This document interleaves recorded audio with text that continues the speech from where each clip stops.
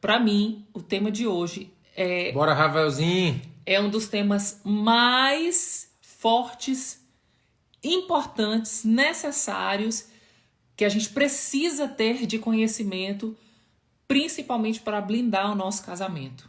Eu e o Beto, nós já tivemos muitos problemas no nosso casamento por causa dessa área especialmente, né? Aliás, era uma das únicas que a gente discutia sobre, né?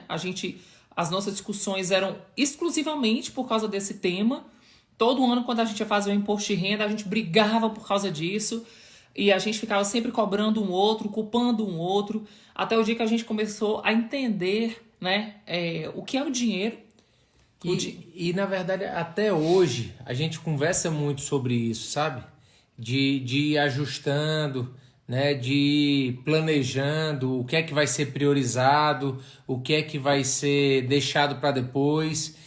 Ter uma vida financeira ajustada, ela realmente ela exige que a gente faça algumas renúncias agora no curto prazo, né? No curto Médio. prazo, pensando no médio e longo prazo. Verdade. Então, a gente tem que realmente ficar toda hora conversando sobre isso, ajustando, né, evitando desperdícios, mas hoje a gente vai ouvir um casal que tem estudado muito sobre isso.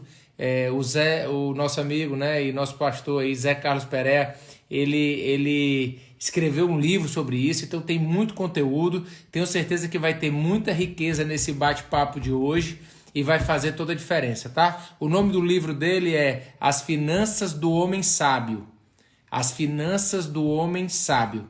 Vai ser extraordinário. A gente queria começar falando a respeito o que Deus fala sobre o dinheiro, né? O Zé Carlos e a Angélica sabem, eu não sei decorado, mas eles sabem, que estudaram profundamente. Quantas vezes a palavra de Deus fala a respeito de dinheiro? Cerca de 2.400 referências bíblicas sobre dinheiro e administração financeira. Meu Deus. E eu achando, eu não lembrava, achava que eram umas 300 e poucas. 300, Gente, 300 e poucos não temas. Não temas que vai dar tudo certo. Zé, ó, pode ficar à vontade, filho. Pode desenvolver aí os pontos mais relevantes sobre esse tema, que você já tá bem acostumado com isso. e falando sobre esse tema, né, Zé, eu acho que vale a pena a gente também falar para as pessoas, né, que o dinheiro, eu acho que vale a gente começar falando que o dinheiro ele é muito mais espiritual do que físico, que é o que as pessoas acham, né? E aí eu queria que você trouxesse uma explanação a respeito disso para a gente começar a compreender que a gente tem que olhar para ele por uma ótica espiritual também, não é só uma ótica física, né, monetária, para conta, né, Material. material.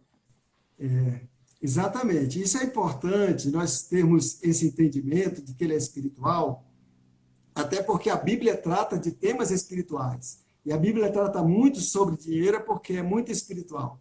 E uma grande vantagem, né, uma grande bênção de ser espiritual é que nós vamos ser confrontados e nós temos a oportunidade de nos arrependermos quando nós estivermos cometendo erros e no arrependimento Deus entra em nosso favor para abençoar a nossa vida e cuidar das nossas finanças. Então, assim, ele é tão espiritual que quando nós cometemos erros relacionados com as finanças, né, nós somos confrontados, nós temos oportunidade de nos arrepender, de começar de novo, e Deus imediatamente, como nós temos visto, rapidamente Deus conserta a situação financeira que muitas vezes tá tão difícil, né? Às vezes humanamente impossível de resolver, e nós vemos Deus dar solução de forma extraordinária quando nós entramos em linha, alinhados com a palavra de Deus. Então, dentro do casamento, você ter contas ocultas um do outro, né? Contas no sentido assim, rapaz, até investimento. Eu tenho um dinheiro aqui que eu estou escondendo da minha mulher para ela não saber que eu estou escondendo do meu marido, né?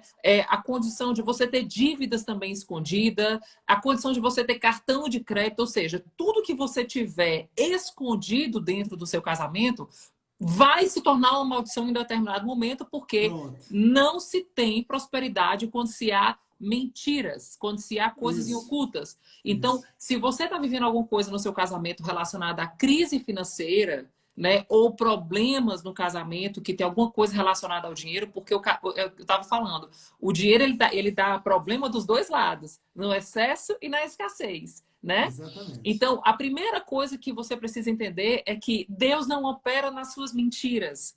Deus não vai trazer prosperidade nas suas mentiras.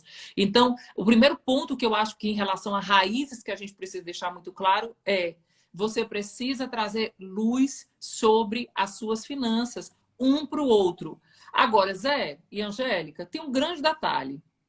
Existem casamentos que o marido e a esposa precisam mentir porque não confia no cônjuge falar sobre esse tema. E aí? Exatamente. Aí é que tem que ter maturidade e confiança entre o casal. As pessoas não podem ficar numa situação assim. São pessoas maduras que casaram, que querem construir uma família relevante, abençoadora. Não pode ficar com uma situação dessa de desconfiança. Né? Lá no Provérbios 31, diz que o coração do seu marido, falando das virtudes da mulher, diz assim: o coração do seu marido confia nela e não haverá falta de ganho. Então, onde há confiança, há abundância, há mais prosperidade, né? Porque é o cordão de três dobras, há mais poder. Quando os dois estão unidos em confiança, em transparência, a maior paga do seu trabalho, diz lá no livro de Eclesiastes. Então, há sempre uma prosperidade. Eu acho que tem que vencer essa questão da desconfiança, sabe, Nathalie? Até porque quando você casa, não tem mais o que é meu e o que é do outro, né? É tudo nosso. É uma Já gaveta só nosso, agora. É uma gaveta só, é uma senha só. É tudo nosso. E como Amém. se você está nesse ponto de você não contar, porque você não confia, a raiz está um pouco mais embaixo, sabe? É isso que eu ia A falar. questão São dois problemas. Isso, não é só o dinheiro. Algo mais profundo está Precisando ser tratado. precisando Né? ser tratado nesse relacionamento, porque se eu casei e eu me dispus a investir minha vida, a compartilhar minha vida com outro, com uma pessoa, eu preciso confiar nessa pessoa, é o mínimo, é um requisito mínimo. Eu tenho que ter confiança. Imagina você viver uma vida inteira ao lado de uma pessoa que você não tem plena confiança. E não vamos fugir disso não, gente. Sabe, casal? Vai lá, abre o coração, sabe? Assim, é melhor ser feliz do que ter razão. Vai lá, abre o coração, pede perdão, se organiza. O seu casamento é muito importante, é valiosíssimo a sua família, muito relevante e importante para Deus. Então, faça um esforço nesse sentido. Né, Ter humildade, né, Zé? Ter humildade até para reconhecer que precisa de ajuda, né? Às vezes a pessoa chega, fica naquela luta ali, até por orgulho, para não dizer assim, ó, eu preciso da tua ajuda nessa área, né? Tem um paralelo bem interessante. Por exemplo, quando a gente entende que Deus é o dono de tudo, Deus não é o dono de tudo, Sim. a gente concorda, né? Tudo Sim. que nós temos foi Deus que nos deu.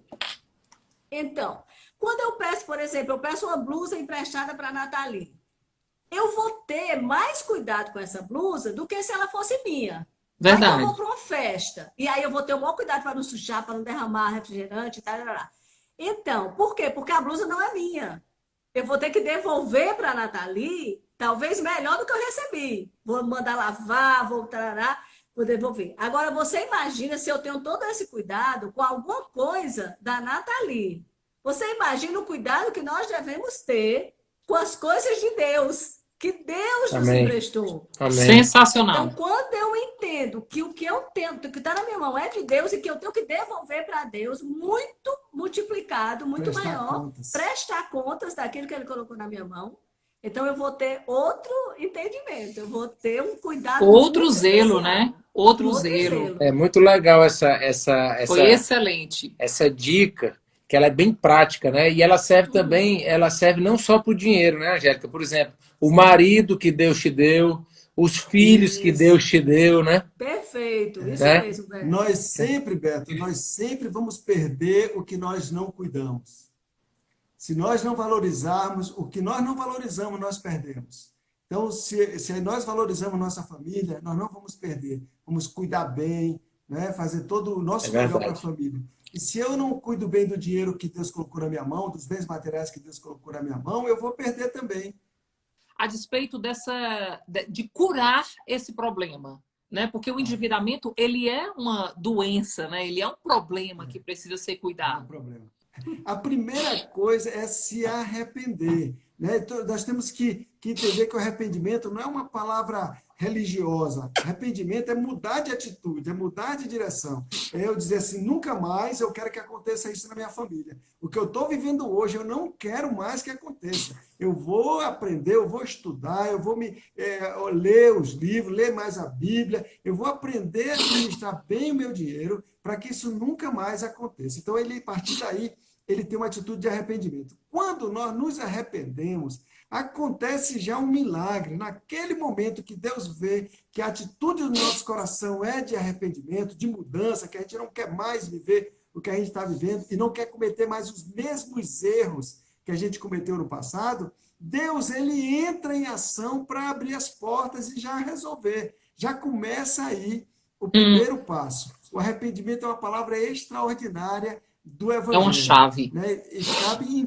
todos os lugares. É uma chave para entrar no reino. É a chave mestra. Ninguém começa a entrar no caminho estreito, na porta estreita, sem o arrependimento. Então, se arrepender, para de botar a culpa no governo, botar a culpa na economia, botar a culpa no patrão. Não.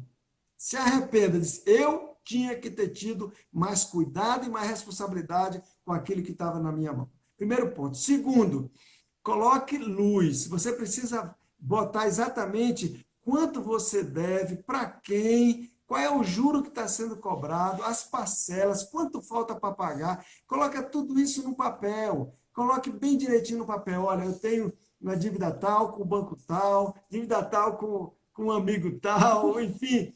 O que tiver, bote tudo no papel. O marido e a mulher é o ideal, né? Se for um casal. Bota no papel, e aí, quando colocar no papel, fazer meta para saldar essas dívidas. Fazer meta, né? Ore sobre isso, coloque, porque quando coloca. Nós já fizemos muito isso, eu e a Angélica, vemos que isso funciona demais. Num fórum como esse, assim, se as pessoas que estão nos ouvindo, que eu assim, gostaria mesmo que chegasse, era o aspecto espiritual disso. No momento em que essa família começa a gerenciar, começa a administrar isso, Deus começa a dar solução, a criar oportunidade, aparece a oportunidade de ganhar mais. Naturalmente, Deus, porque Deus, ele só abençoa onde tem administrador. No começo, quando Deus criou o céu e a terra, a Bíblia diz que não chovia na terra, a relva não crescia porque não havia feito o homem. Porque Deus só faz chover e a relva crescer, ou seja, Deus só dá prosperidade onde tem um administrador. Uma família que não liga para as contas e vai levando as coisas, né, deixa a vida me levar, essa família não está administrando. Então, assim, arrependa-se, bota a luz, comece a administrar, evite, não faça mais dívidas, é outro passo, viu, Natália? Não faça mais dívidas. É que as pessoas acham, Zé, que cheque especial e limite de cartão de crédito é dinheiro, né? Algumas pessoas têm esse conceito. Né? E não é, na verdade, o dinheiro não é deles, né? O Zé fala que cheque especial é para o banco, né? O banco é que é especial, né? Então, assim, esse ponto, Nathalie, de Beto, se arrepender, colocar a luz e administrar ali a dívida, né? Administrar mesmo, procurar reduzir, trocar dívidas mais caras por mais baratas. Eu acho muito interessante a ideia de que o dinheiro, né, ele vai servir para três coisas, né? Para a nossa provisão, outra parte para poder constituir essa reserva de segurança, que a gente já falou aqui, que é muito importante ter, e o terceiro, que é para a generosidade, né, que é para dízimos, ofertas, que é exatamente para poder abençoar outras vidas. E aí, lembrando desses três pontos, a gente lembra que a Bíblia diz que Deus vai nos dar uma medida transbordante, né? É uma medida transbordante de paz, é uma medida transbordante de alegria, é uma medida transbordante também de finanças, né? Esse é o princípio da margem, né? É a lei da margem. né?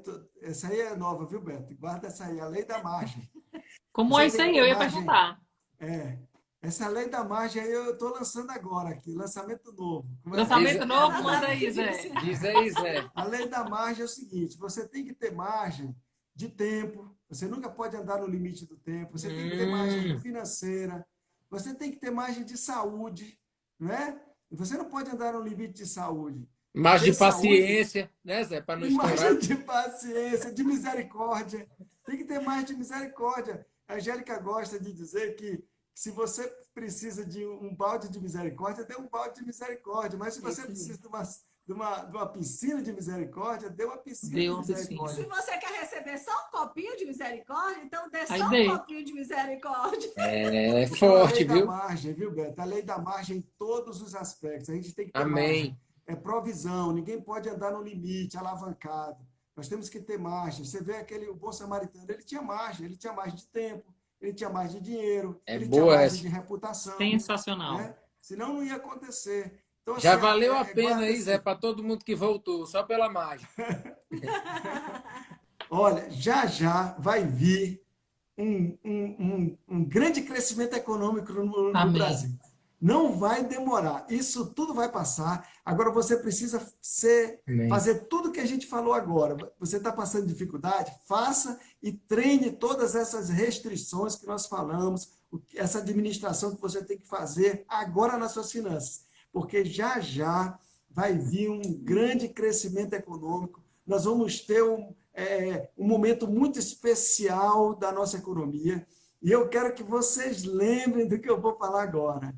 Ei, a economia é cíclica. Depois da bonança vai vir a É verdade. tempestade de novo. Sempre vai ter vacas gordas e sempre vai ter vacas É magras. Não verdade. caia naquela bobagem de Amém. dizer assim, não, agora eu estou rico, aí pega o dinheiro, vai gastar e tal, e pega empréstimo e financiamentos e tal. Não, fique calmo.